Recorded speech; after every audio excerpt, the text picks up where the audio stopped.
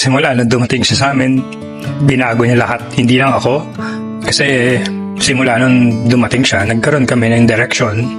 Before po kasi, bawal kami magkita ng mommy niya. So, I insist na kahit yung bata lang yung makita ko, siya lang yung makita ko. First na namin magkita, hindi niya ako kilala pero niyakap niya ako. Dumating kami sa point din na sobrang naging close kami. Pero nung naging busy ako, nung naging busy din siya sa work niya, parang nawala yung time namin to bond.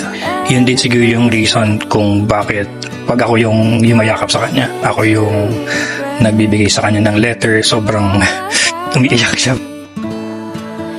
Very special po kasi talaga si Caprice. First daughter ko yan, baby ko yan. So, paano nyo nga ba napalaki si Caprice na ganun kabait? hindi namin siya ni-restrict kaano, more on guidance. Hindi, lagi namin siya nire-remind na ayaw namin matulad ka sa amin dahil nag-start kami ng maaga, hindi dahil sa bawal, pero ayoko namin mahirapan the way na nahirapan kami. Anong pinaka maipagmamalaki mo tungkol kay Caprice? Bait yan, kuya. Sobrang bait. And masipag siya.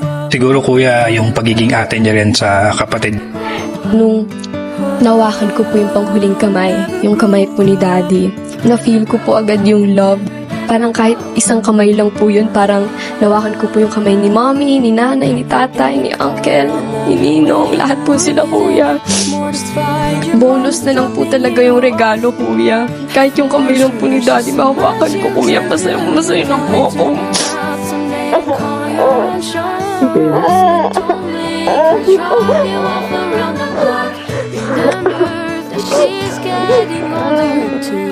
Sobrang masaya po ako ngayon, kuya. Kasi ngayon lang po kami nakapag-hug ng ganun katagal, kuya.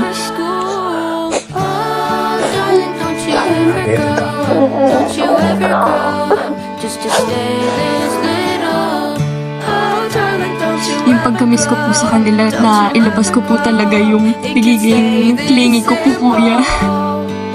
Ngayon ko lang din po siya nakita ng gano'n na umiiyak po, kuya. Kasi hindi ko po talaga nakikita umiiyak si Daddy.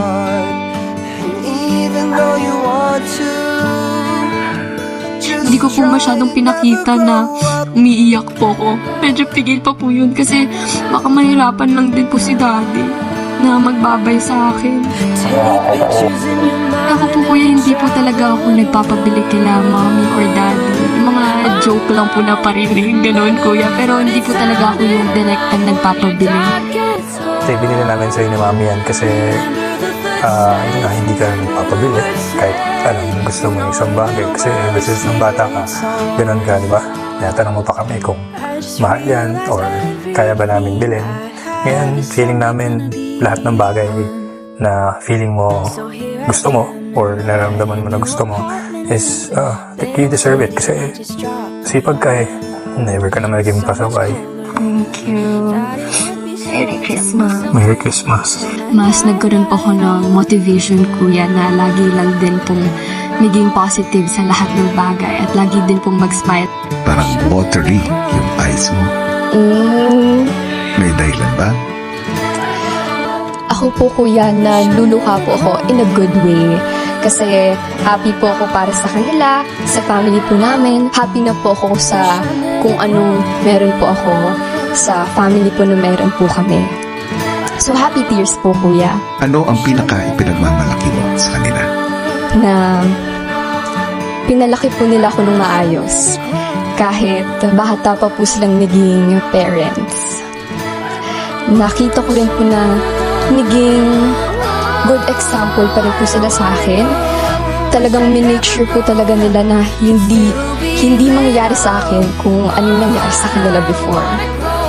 Talagang pinrotektahan po nila ako, yung lola at lolo ko, yung parents ko, talagang ginagabayan po nila ako, kuya.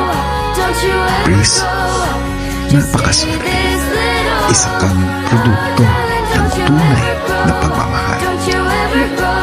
Opo, kuya.